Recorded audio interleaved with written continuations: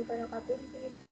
Saya akan melanjutkan untuk proyek radiologi yang terakhir, yaitu pemaparan PPT dari kelompok 26 sampai 37, di mana yang di sini ada pertama kita akan membahas untuk dosimetri sinar X dalam penyertaan proyeksi dan tomografi terkomputasi.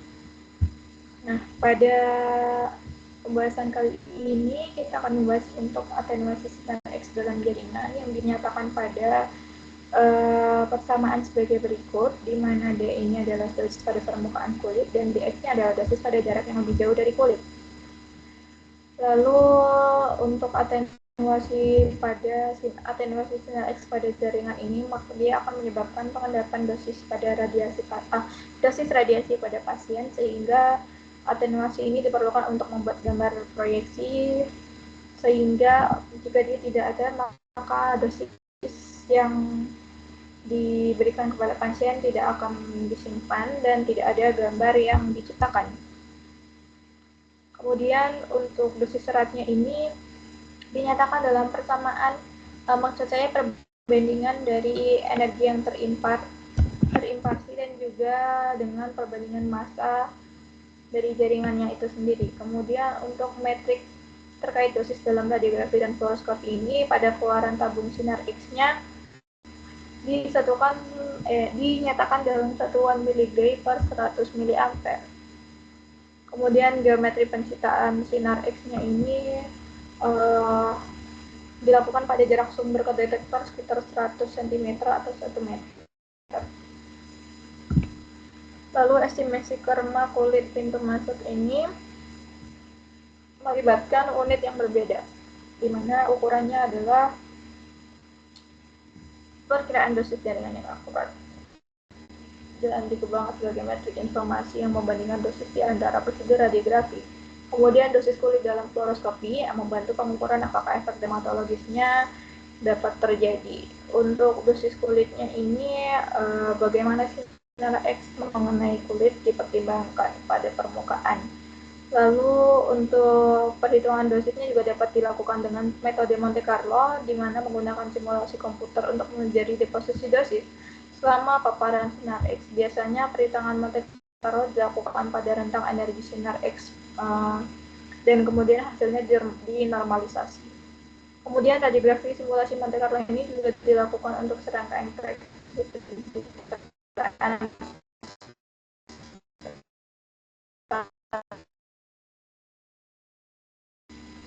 Kalau di sini kita mengamati sinar X dan proyek pencitraan pada CT atau komputer tomografi, di mana terdapat pembahasan mengenai dosis ekuivalen, dosis organ pada dosis X dan juga dosis efektif. Nah, dalam industri seperti tenaga nuklir, partikel neutron, partikel alfa dan ion dapat menjadi sumber dosis radiasi, dan berbagai jenis radiasi partikular pada energi yang berbeda tidak menghasilkan kerusakan biologis yang sama per unit dosis yang diserap, sehingga kita dapat menghitungnya dengan dosis ekuivalen, di mana dinyatakan dalam persamaan H atau dosis ekuivalen, yaitu sebanding dengan dosis serap dikalikan dengan faktor pembobotan radiasinya. Lalu di mana pembobotan radiasi untuk sinar X dan sinar gamma adalah 1. Kemudian oriental system X-ray procedure ini dikarenakan dari sensitivitas setiap organ berbeda, maka perhitungan dosis organ untuk dosimetri sinar X juga dianggap sebagai cara yang paling akurat untuk menilai dosis radiasi secara keseluruhan, dan pemahaman yang komprehensif tentang dosis organ juga memungkinkan risiko radiasi yang dipergunakan untuk pasien generik. Untuk dosis pada prosedur sinar X ini, penilaiannya memungkinkan seorang untuk menghitung kejadian kanker atau dosis efektifnya dan dinyatakan dalam tabel pada layar. Untuk dosis organ pada prosedur sinar X ini, faktor pembobotannya lebih besar dan memiliki risiko yang lebih tinggi, sehingga dosis organ dapat diperkirakan dengan metode Monte Carlo, dan konsep dosisnya ini dinyatakan dalam persamaan E sama dengan JWT. di mana E adalah dosis efektif, D adalah dosis serat, dan B adalah faktor pembuatan organ persatuan jaringannya. Kemudian kita akan lanjut ke pembahasan selanjutnya, yaitu dosimetri prediksi imaging dan pada CT.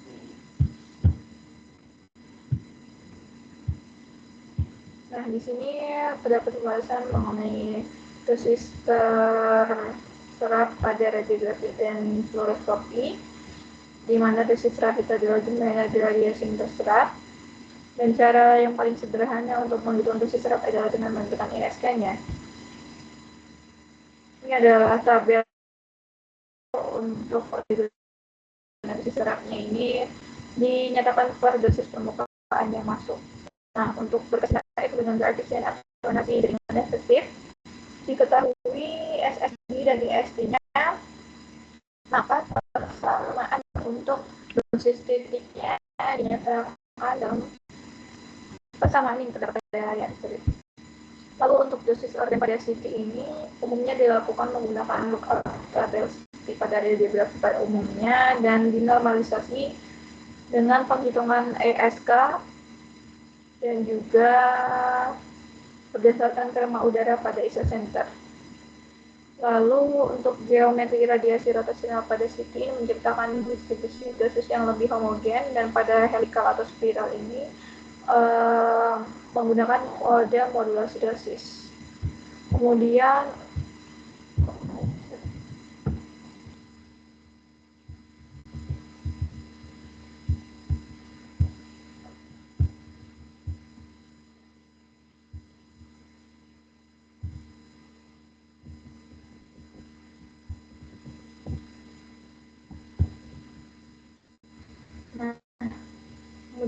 untuk CTDI-nya ini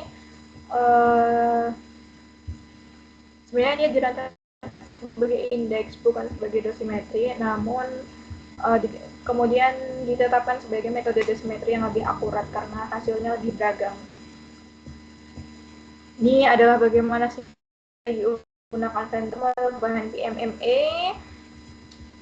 Lalu pada ruang ionisasinya ini adalah persamaan untuk K-corrected. Persamaan dapat dilihat pada layar. Nah, ini untuk keterbatasan CTDI PO. CTDI POA ini paling penting bahwa CTDI adalah indeks dosis dan tidak dimaksudkan untuk pengukuran dosimetri, dan dimaksudkan untuk mengukurkan fisikawan magis membandingkan keluaran antara kombinasi yang berbeda dan juga yang tidak.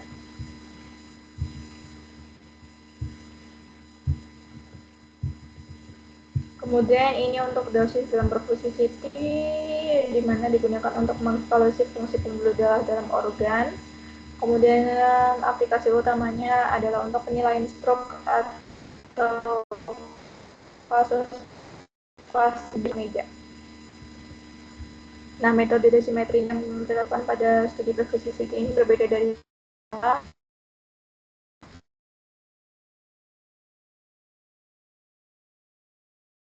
umum. Ini adalah estimasi risiko radiasi pada prosedur pencitraan medis. Kemudian ini adalah gambar untuk center MRI yang ditampilkan dan cocok untuk simulasi Monte Carlo dosimetri.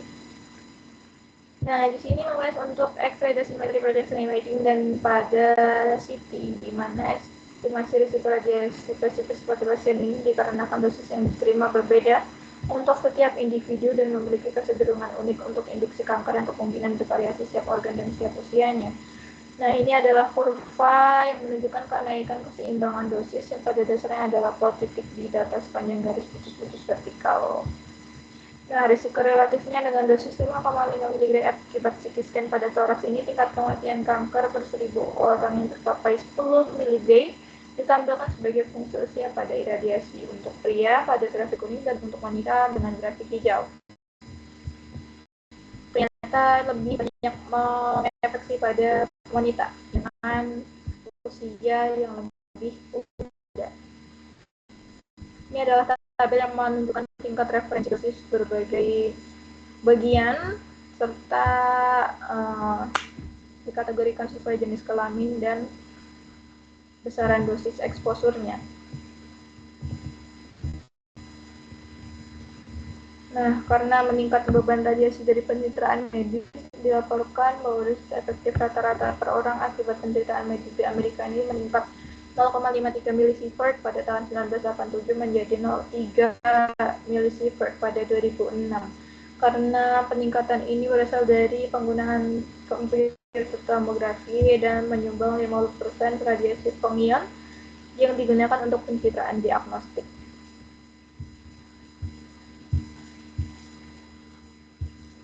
Nah, ini yang pembahasan selanjutnya adalah dasar-dasar resonansi magnetik mengenai medan magnet nuklir, di mana yang pertama ini kita akan membahas untuk MRI, maksud saya NMR, yaitu studi spektroskopi sifat magnetik inti atom, di mana penggunaan energi menyebabkan masing-masing inti ketika ditempatkan dalam medan magnet luar yang kuat secara selektif menyerap dan kemudian melepaskan energi yang unik untuk inti tersebut dan lingkungan sekitarnya.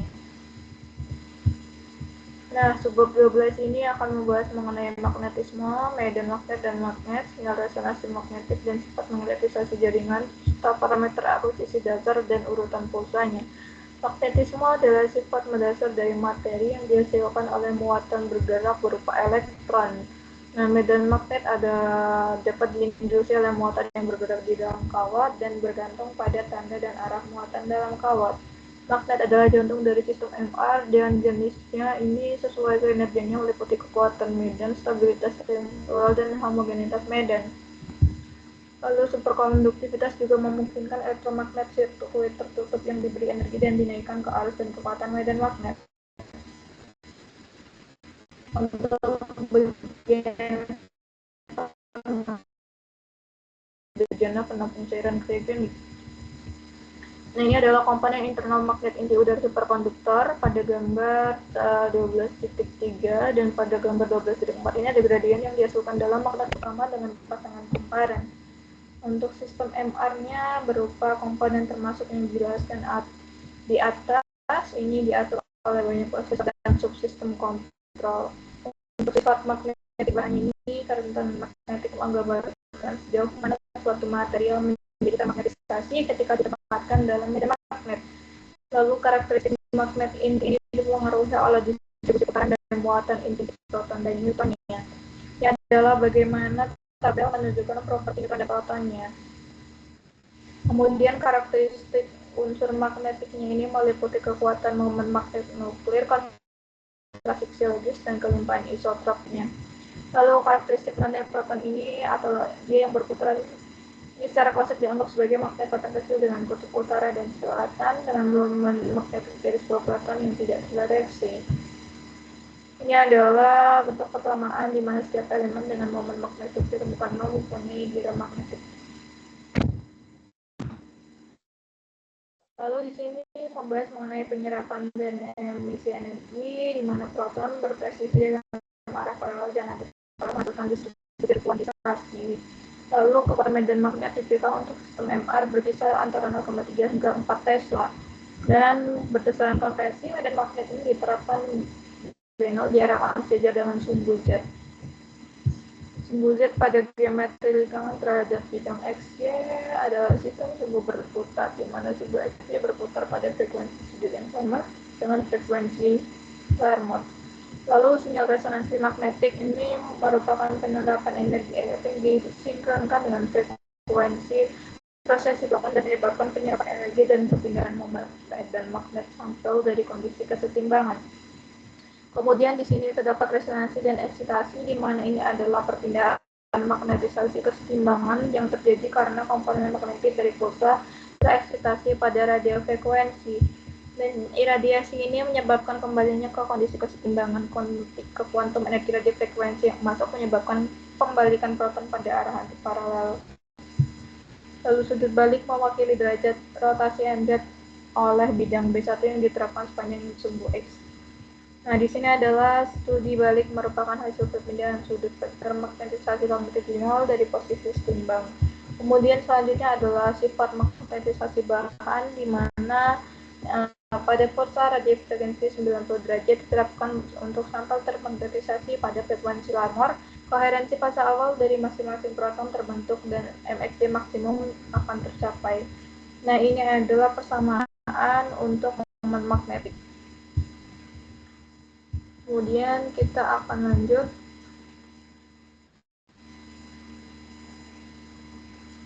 untuk magnetic resonance basis. Nah, ini adalah 3 urutan utama untuk melakukan sebagian besar akuisisi data. Yang pertama adalah spin echo, di mana proton akan termagnetisasi dalam suatu sampel dieksitasi dengan pulsa RF9. Kemudian yang kedua adalah spin echo contrast weighting, di mana dia MRI-nya berbanding lurus dengan dan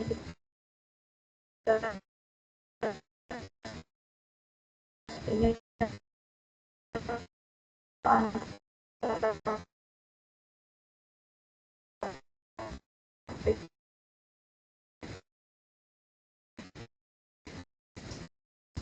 yang berdekatan dalam gambar. Lalu ini pada jaringan dikurangi dengan JR yang panjang, sedangkan perbedaan tujuan ditentukan pada TA yang panjang. Untuk spin echo parameternya ini ditentukan pada tabel berikut pada layar. Lalu selanjutnya adalah inversion recovery, di mana ini adalah relaksasi PI jaringan dengan memperpanjang amplitude pemulihan longitudinal hingga 2 kali lipat. Kemudian source or inversion di mana amplitude sinyal anjak selalu yang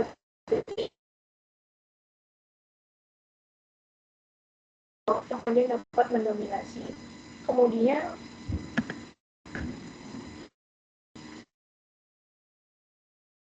ini adalah gradient medan magnet yang diterapkan dalam satu arah. Kemudian gradient equals PSR, yaitu untuk urutan GI dengan TR panjang lebih dari 200 milisekund. Gradient equals such ada dan estimate. Ini tidak bukan peluruhan transversal sepenuhnya. Lalu koherensi ini ditunjukkan dalam gambar 1240 dan koherensi ini dikenal dengan akronim seperti GAS. Teknik gradient equals faulting incoherent ini memiliki tantangan dalam mencapai pemuatan T1. Kemudian membahas juga mengenai summary gradient equal contrast dan steady state precession. Lalu WCT kita membahas mengenai lokalisasi sinyal dan magnetic field gradient.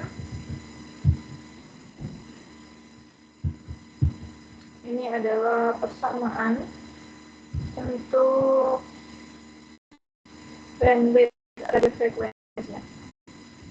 Lalu untuk size gradientnya ini bandwidthnya persamaannya adalah sebagai berikut. Dan frekuensi untuk gradientnya ini dikenal sebagai gradient pembacaan. Lalu phase encode gradient ini adalah dimensi ortogonal ketiga ditentukan oleh PEG yang diterapkan setelah SSG tetapi sebelum FEG. Nah, ini adalah PEG. Untuk sinyal-sinyalnya ini berupa sinusoidal, gelombang kotak, dan yang lain sebagainya. Lalu kita akan lanjut untuk ke bab selanjutnya, yaitu magnetic resonance imaging, metode akuisisi gambar canggih, artefak, spektroskopi, kontrol kualitas, penempatan di efek dan keamanan. Yang pertama yaitu image acquisition time.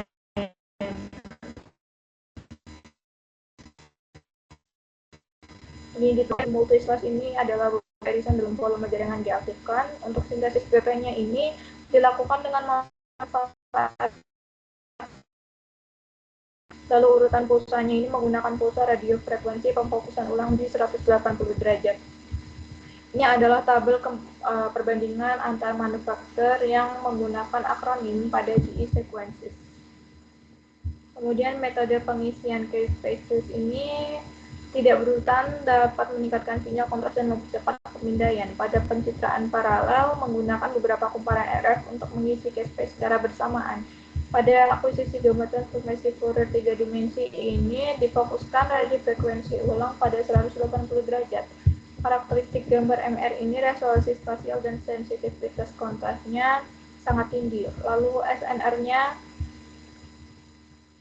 dinyatakan pada persamaan berikut. Untuk volume voxelnya ini dinyatakan pada persamaan berikut. Rata-rata sinyalnya ini menggandakan waktu akuisisi untuk peningkatan SNR 40%, dan bit radio frekuensinya ini lebih sempit. Lalu faktor kualitas kumparannya terinduksi dari sinyal pasien arusnya. Dan eksitasi silang ini terjadi karena profil eksitasi radiofrekuensi yang tidak berbentuk persegi. Kekuatan medan magnet ini sebesar 1,5 Tesla. Algoritma akuisisi dan rekonstruksi gambarnya mempengaruhi SNR. Ringkasan kualitas gambarnya bergantung pada keseimbangan antara SNR. Lalu untuk sinyal dari aliran, tampilan sinyalnya dari cairan bergerak dari segera dipengaruhi oleh kecepatan aliran, pola aliran, dan parameter akuisisi. Nah, yang pertama ini terdapat peningkatan sinyal aliran dan magnetic resonance angiography. Yang kedua adalah TOF dan kontras fase pada MRI. Kemudian kita akan lanjut